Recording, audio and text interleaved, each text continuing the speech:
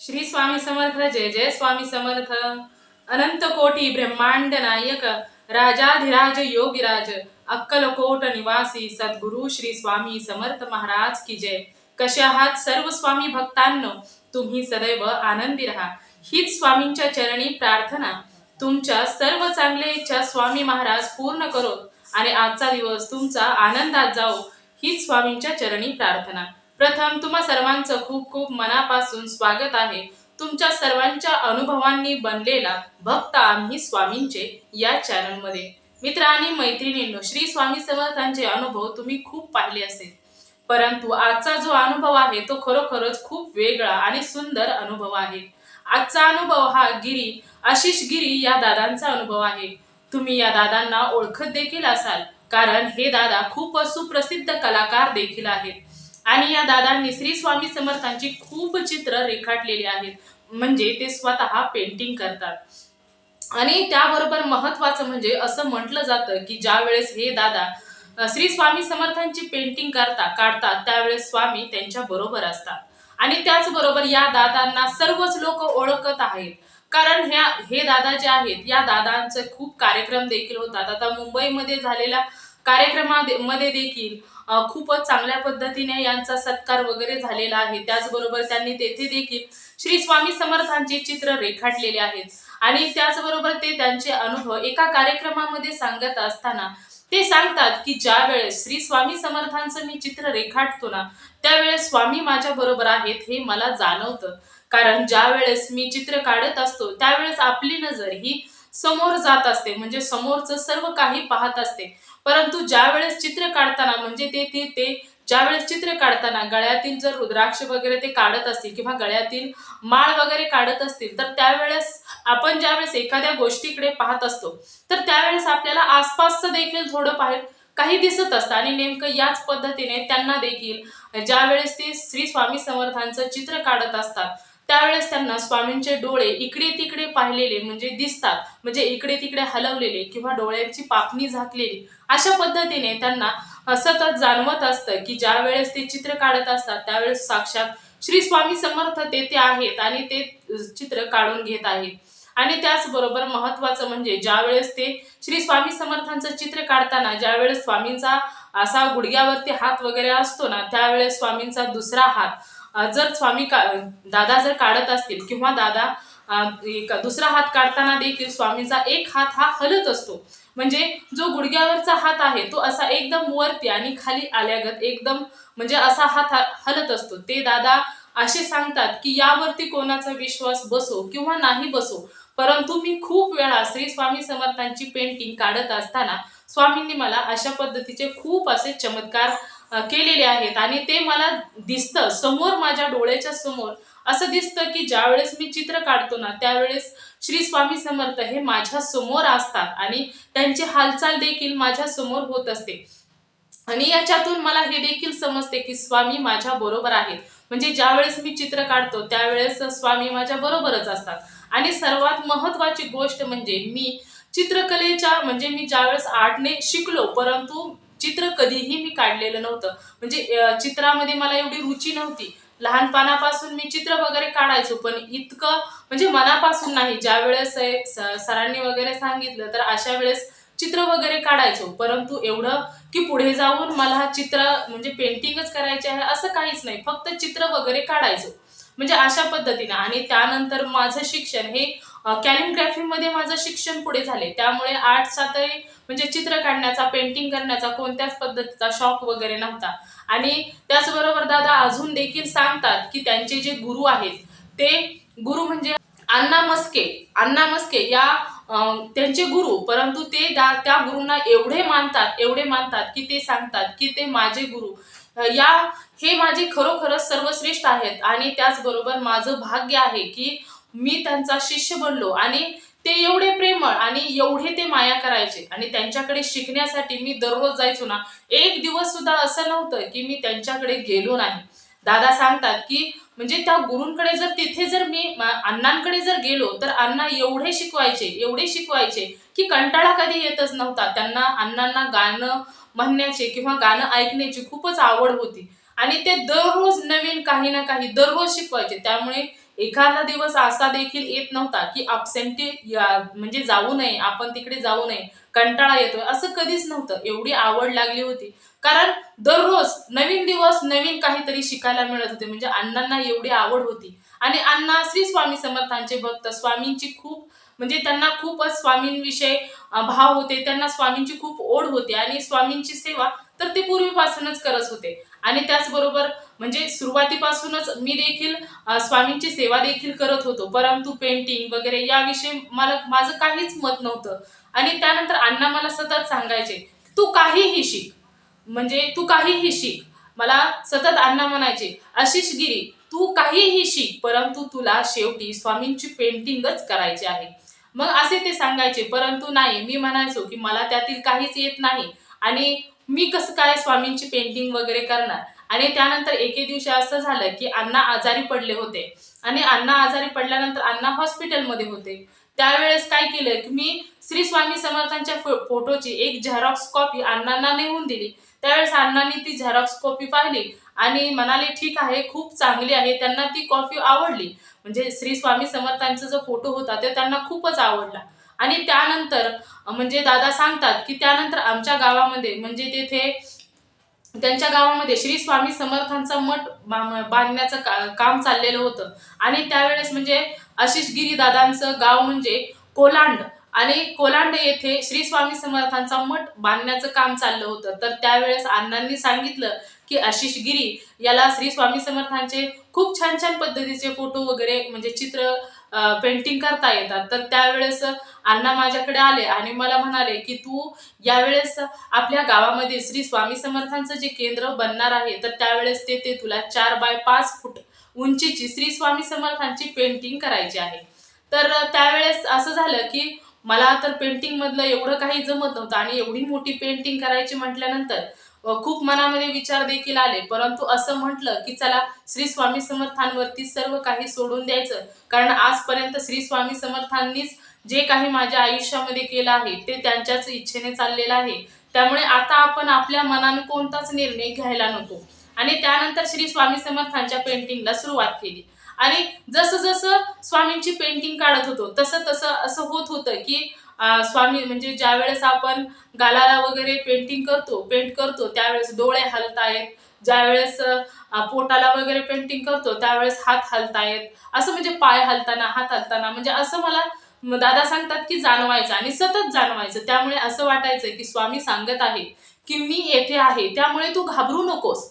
आणि असं वाटायचं की साक्षात मी फोटो ज्यावेळेस पेंटिंग काढतो त्यावेळेस साक्षात श्री स्वामी समर्थच तेथे आहेत आणि मी त्यांच्यावरून फक्त गिरवत आहे. म्हणजे असं स्वामींच्या समोरच म्हणजे त्या पेंटिंग मध्ये साक्षात श्री स्वामी समर्थ होते. आणि यानंतर दादा दादा स्वामींची म्हणजे दादा हे असे आहेत की त्यांनी खूप लोकांना श्री स्वामी समर्थच्या पेंटिंग काढून दिलेले आहेत. आणि महत्वाचं म्हणजे दादांच्या पेंटिंग खूप आहेत आणि दादांना खूप लोक देखील ओळखतात.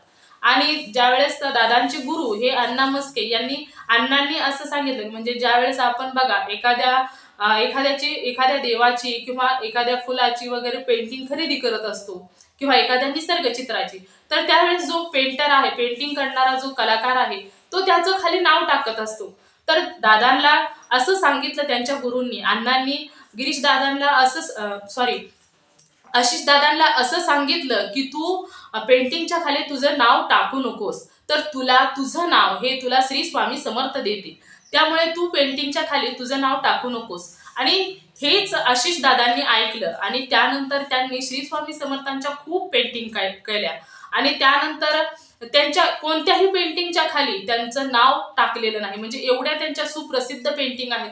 खूप खूप श्री स्वामी समर्थांच्या पेंटिंग ते करतात आणि कार्यक्रमामध्ये देखील, कारण ते खूप नामांकित आहेत, खूपच प्रसिद्ध आहेत. आणि ऐकणारे भक्त खूप असे असतील की त्यांनी आशिष गिरी दादांकडून पेंटिंग देखील मागवलेले आहेत. आणि मी तुम्हाला आशिष गिरी दादांचा नंबर देखील येथे देत आहे. तर तुम्हाला जर श्री स्वामी समर्थांच्या पेंटिंग जर हवे असतील, जसं तुम्हाला जेवढ्या मापाच्या हव्या असतील त्या पद्धतीच्या पेंटिंग तुम्ही दादांना ऑर्डर करू शकता. परंतु तुम्ही त्या नंबरचा कोणत्याही पद्धतीचा गैरवापर करायचा नाही. जे काही तुमच्यासाठी महत्त्वाचे आहे त्यासाठी जर तुम्हाला श्री स्वामी समर्थांचा फोटो वगैरे हवा असेल तर त्याच्यासाठीच तुम्ही फक्त फोन करायचा आहे. किंवा या नंबरचा कोणत्याही पद्धतीने गैरवापर तुम्ही करायचा नाही. जर तुम्हाला श्री स्वामी समर्थांची पेंटिंग हवी असेल तरच तुम्ही त्यांना कॉल करायचा आहे. तर महत्त्वाचं म्हणजे हे दादा हे खूपच नामांकित आणि प्रसिद्ध दादा आहे आणि त्यांचं श्री स्वामी समर्थांवरती सर्व आयुष्य सोपवून त्यांनी दिलेलं आहे. ते म्हणतात की ज्यावेळेस आपण एखाद्या गोष्टीचा निर्णय घेतो की मी माझ्या आयुष्यामध्ये ही गोष्ट कमवणार आहे किंवा मी माझ्या आयुष्यामध्ये काहींचं स्वप्न असतं की मी पुढे गेल्यानंतर मला खूप सुंदर असं मोठं घर हवं आहे किंवा मला परमनंट जॉब हवा आहे किंवा म्हणजे प्रत्येकाची वेगवेगळी स्वप्न असतात. तर आशिष दादा सांगतात की माझं स्वप्न काहीच नाही, माझ्या आयुष्यामध्ये श्री स्वामी समर्थ जे ठरवतील तेच माझ्यासाठी योग्य असणार आहे आणि कोणत्याही गोष्टीसाठी जर स्वामीच आपल्याला सर्व काही देणार आहेत तर मग मागत काय बसायचं आहे, आपण फक्त प्रयत्न करायचा आहे. स्वामी आपल्यासाठी जे काही योग्य आहे ते स्वामी देणारच आहे. आणि हे सर्व काही म्हणजे त्यांच्या ज्यावेळेस ते कला स्वामींच्या पेंटिंग करायला सुरुवात झाली त्यानंतर त्यांना आलेले असे छोटे मोठे अनुभव ते सांगतात आणि त्यानंतर त्यांच्या आयुष्यामध्ये त्यांना स्वामींविषयी खूप मोठा अनुभव आला आणि ते देखील ते पुढे जाऊन म्हणजे सांगतात. त्यांनी एका कार्यक्रमामध्ये त्यांचा अनुभव देखील सांगितलेला आहे. तर ते एकदा सांगतात की ज्यावेळेस मी ऑफिसला कामाला जात होतो त्यावेळेस मी घरून डबा वगैरे घेतला आणि ऑफिसच्या कामासाठी निघालो आणि ट्रेनमधून प्रवास होता त्यामुळे प्रवासाला सुरुवात झाली आणि पुढे गेल्यानंतर असं झालं की माझा जो हात आहे एका हातातून पूर्ण असा बधीर झाला, म्हणजे मुंग्या येऊ लागल्या मनाने. त्यावेळेस असं वाटलं की हार्टचा काहीतरी प्रॉब्लेम झालेला असा, म्हणजे जी डावी बाजू असते आपल्या हात डाव्या बाजूला असतो त्या बाजूतूनच मुंग्या पूर्ण हाताला मुंग्या येऊ लागल्या आणि हात उचलेन असा झाला. मग त्यावेळेस माझ्या लक्षात आलं की माझा हार्टचा प्रॉब्लेम काहीतरी झालेला आहे आणि त्यानंतर खूपच त्रास होऊ लागला आणि हात उचले ना एवढापर्यंत, म्हणजे तो कोणत्याच प्रकारचा हलत वगैरे काहीच नव्हता, तो एकदम स्तब्ध झाला होता आणि एवढं छातीत असं म्हणजे दुखू लागलं होतं की त्यावेळेस काहीच समजत नव्हतं.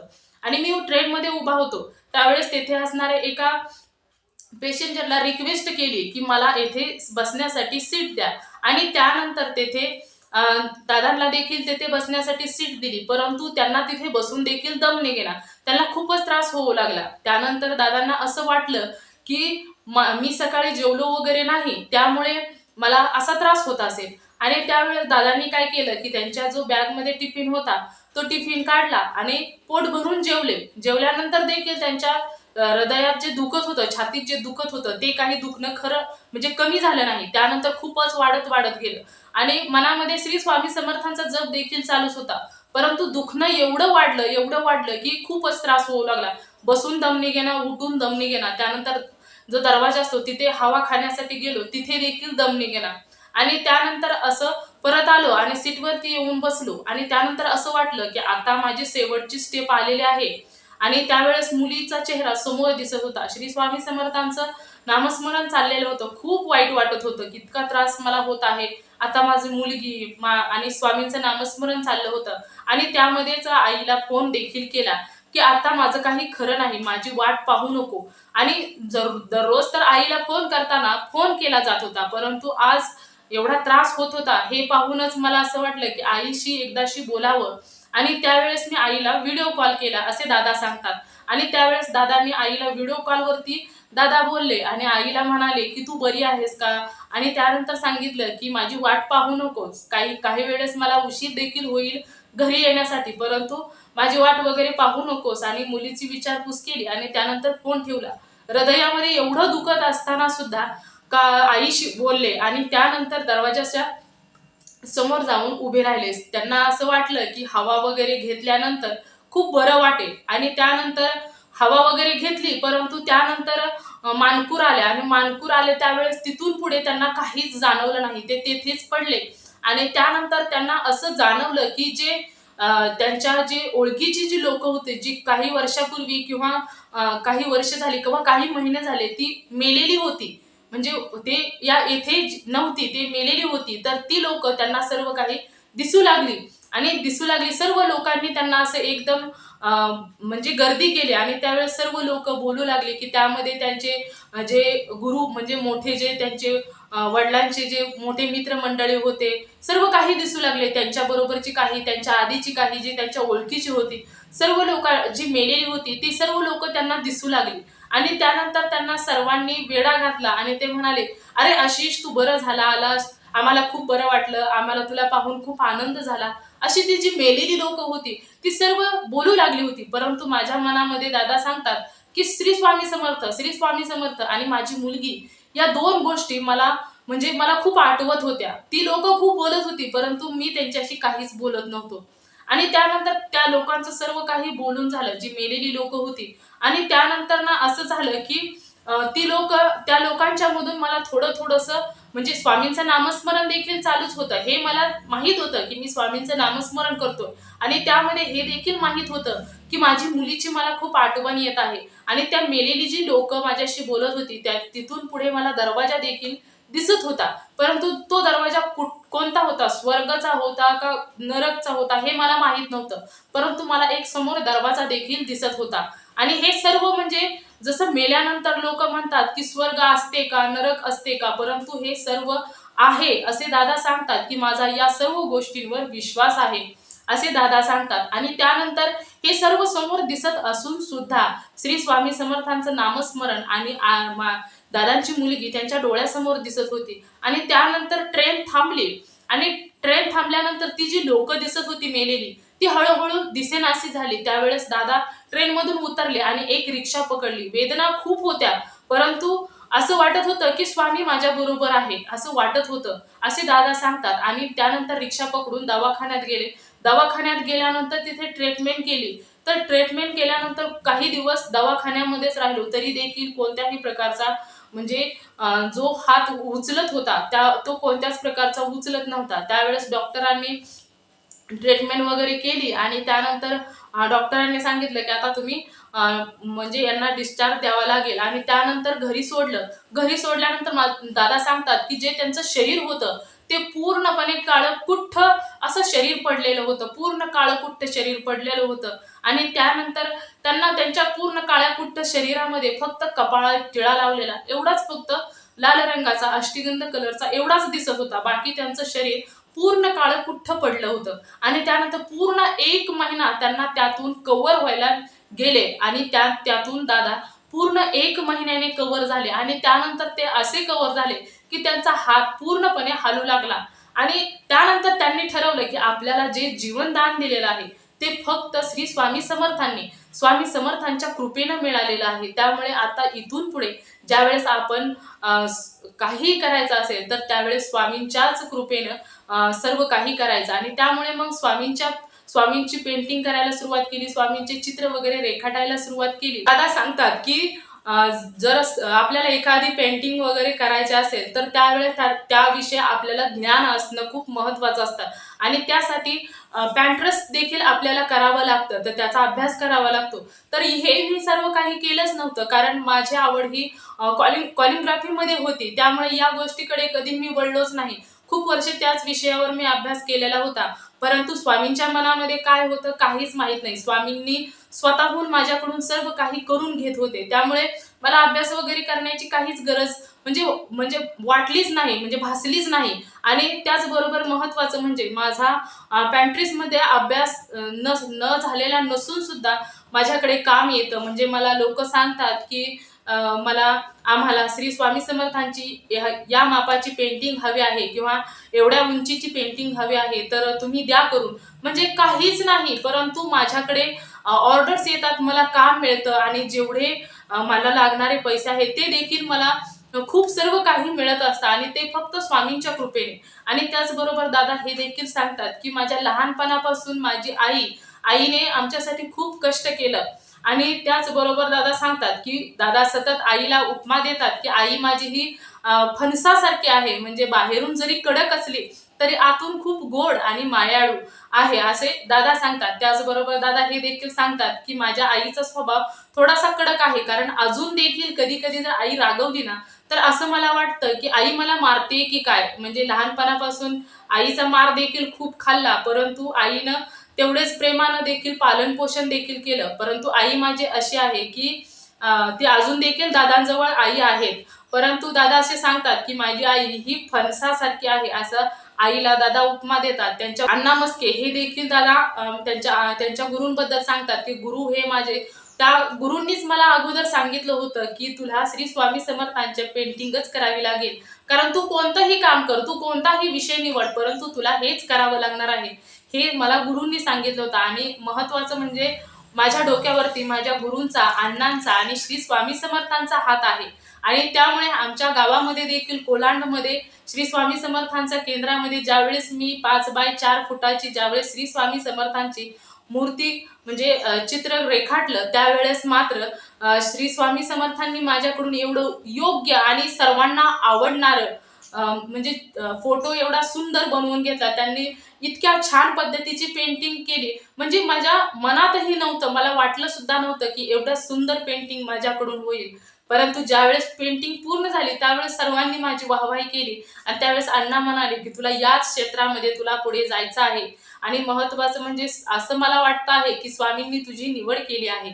त्याचबरोबर आशिष दादा हे देखील असे देखील पुढे सांगतात. मिलिंद पिळगावकर यांना ते खूपच मानतात. ते म्हणतात की श्री स्वामी समर्थांचं जर भक्ती करायची असेल, जर सेवक बनायचे असेल, तर खरोखरच मिलिंद पिळगावकर या सरांसारखं बनावं, कारण ते खरोखरच स्वामींचे खूप खूप आणि खूप चांगले, खूप मोठे आणि स्वामी सेवेला खूप पुढे नेणारे सेवक आहेत, असे आशिष दादा सांगतात. आणि त्याचबरोबर हे देखील सांगतात की श्री स्वामी समर्थांनी आज मी जो आहे माझ्या आयुष्यामध्ये, मी आज जो कलाकार मी बनलेलो आहे, त्याचबरोबर आजपर्यंत मला जी प्रसिद्धी मिळालेली आहे, मी जो नामांकित कलाकार आहे, ते फक्त स्वामींच्या कृपेने आहे. आणि स्वामींचा आशीर्वाद माझ्या सदैव बरोबर आहे, हे देखील दादा सांगतात. आणि त्याबरोबरच दादा असे सांगतात की जे जे मी कार्यक्रम केले, जे माझं आजपर्यंत नाव झालेलं आहे, ते स्वामींच्या कृपेनं झालेलं आहे. आणि स्वामींनी मला पुढे नेलेलं आहे. आणि सुरुवातीला ज्यावेळेस मला पेंटिंग करताना खूप असं वाटायचं की मला येते का नाही, येते का नाही, तर त्यावेळेस स्वामी माझ्या स्वप्नात यायचे. आणि स्वप्नात आल्यानंतर मला असं वाटायचं की नाही, स्वामींनी पेंटिंगसाठी माझी स्वतःची निवड केलेली आहे, की या पेंटिंगसाठी तुझी निवड केलेली आहे, असं मला जाणवायचं. मला स्वप्नात स्वामी यायचे आणि ते दाखवून द्यायचे. आणि कधी कधी ज्यावेळेस मी पेंटिंग करण्यासाठी जे जे कलर होते, जे पेंटिंग करण्यासाठी जे लागणारे कलर होते, तर ते कलर कधी कधी असं वाटायचं की हे कलर संपलेले आहे, असं वाटायचं. तर ज्यावेळेस मी दुसऱ्या वेळेस स्वामींचा पेंटिंग करायला जायचो, तर त्यावेळेस ते कुठून यायचे काही माहित नव्हतं, कोणत्याही प्रकारचा आयडिया वगैरे नव्हता. परंतु ते कलर ते माझ्या अगोदरच हजर व्हायचे. आणि त्यावेळेस मी म्हणायचो की खरोखरच स्वामी तुम्ही एखाद्याला किती प्रतिसाद देता, तुम्ही पुढे जा, असे तुम्ही स्वामी एखाद्याला खरोखरच तुम्ही हात जर धरला तर कधीच सोडत नाहीत, असं म्हणजे मला वाटायचं की स्वामींनी माझी निवड केली आहे, त्यामुळे मला स्वामी काहीच कमी पडू देत नाहीत. म्हणजे असं सतत दादा सांगतात की मला म्हणजे मी स्वतः अनुभव घेतलेले आहे. जे स्वामी भक्त आहेत त्या प्रत्येक स्वामी भक्ताला या सर्व गोष्टीवरती विश्वास बसेल, परंतु जे काही लोकांना विश्वास बसणार नाहीत, तर खरोखर मी सांगतो की हे माझ्या आयुष्यामध्ये घडलेलं आहे. तर हे आशिष गिरीदादा सांगतात की मी माझं कोणत्याही पद्धतीमध्ये की या दिशेने माझं करिअर नव्हतंच, परंतु स्वामींनी मला या दिशेने आणलं, म्हणजे स्वामींनी माझी दिशा अगोदरच ठरवली होती. त्यामुळे माझ्या आयुष्यामध्ये मला पुढे जाऊन काय हवं आहे, काय नको आहे, याबद्दल मी कधीच विचार करत नाही. आणि प्रत्येक स्वामी भक्तांनी आपल्या आयुष्यामध्ये आपल्याला हे हवं आहे, ते हवं आहे, असा कधीच विचार करायचा नाही. कारण ज्या लोकांनी स्वामींना निवडलेलं आहे ना, त्या लोकांच्या आयुष्यामध्ये सर्व काही स्वामी योग्यच करणार असतात.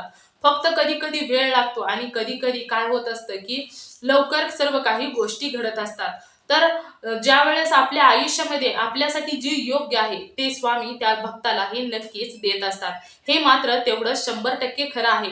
हा अनुभव आशिष गिरीदादांचा खरोखरच खूप चांगला. आणि त्यांनी स्वतः ते स्वामींची सेवा देखील, म्हणजे ते म्हणतात की माझं काम, माझं सर्व काही स्वामींनी माझी निवड केलेली आहे, त्यामुळे माझ्या जीवनात, माझ्या जीवामध्ये प्राण असेपर्यंत, माझ्या शरीरामध्ये प्राण असेपर्यंत मी स्वामी सांगतील त्याच दिशेने जाणार आहे. आणि तर ते शेवटी शेवटी त्यांचे जे गुरु आहेत अण्णा मस्के त्यांना देखील नमन करतात. त्यांना देखील म्हणतात की मला खरोखरच माझे गुरु हे माझ्या भाग्याने मिळाले. श्री स्वामी समर्थांची कृपा देखील खरोखरच माझ्यावरती झाली. मी स्वतःला धन्य मानतो. आणि त्याचबरोबर ते आपले सर्व स्वामी भक्तांना म्हणतात की स्वामी भक्त व्हायला देखील खूप कष्ट लागते, परंतु मी स्वतःला स्वामी सेवक मानतो आणि सांगतो की आयुष्यभर स्वामींची सेवा करत राहावी. तर हा अनुभव आशिष दादांनी सांगितला एका कार्यक्रमामध्ये. तर मित्र आणि मैत्रिणींनो, तुम्हा सर्वांना आशिष गिरीदादांचा अनुभव कसा वाटला तुम्ही नक्कीच मला कमेंट करून सांगा. आणि महत्त्वाचं म्हणजे तुम्हाला जो आशिष गिरीदादांचा मी मोबाईल नंबर दिलेला आहे त्या नंबरवरती फोन करा. आणि जर तुम्हाला श्री स्वामी समर्थांचा फोटो किंवा पेंटिंग हवे असेल तर तुम्ही आत्ताच ऑर्डर करा. आणि त्याचबरोबर त्या नंबरचा कोणत्याही प्रकारचा गैरवापर करू नका, ही मनापासून तुम्हाला नम्रतेची विनंती आहे. आणि तुम्हाला जर जशा पद्धतीचं पेंटिंग हवं असेल तर त्या पद्धतीचं पेंटिंग तुम्ही त्या दादांकडून मागवून घ्या. तर तुम्हा सर्वांना आशिष गिरी दादांचा अनुभव कसा वाटला नक्कीच मला कमेंट करून सांगा. आणि जर तुम्हाला देखील श्री स्वामी समर्थांचा असाच एखादा अनुभव आलेला असेल, किंवा छोटा असो किंवा मोठा असो, तर तुम्ही नक्कीच शेअर करायचा आहे. तुमचा अनुभव ऐकून जर एखादा व्यक्ती स्वामी सेवेत आला तर याचे पुण्य तुम्हालाच मिळणार आहे. त्यामुळे तुम्ही तुमचा अनुभव नक्की शेअर करायचा आहे. तर मित्र आणि मैत्रिणींनो, तुम्ही सदैव सुखी राहा, समाधानी राहा, आनंदी राहा, नेहमी हसत राहा. तर त्यानंतर इथेच आता आपला व्हिडिओ थांबवते. पुन्हा भेटूया श्री स्वामी समर्थांच्या अशाच एखाद्या सत्य अनुभवाबरोबर. तोपर्यंत श्री स्वामी समर्थ. जय जय स्वामी समर्थ. धन्यवाद.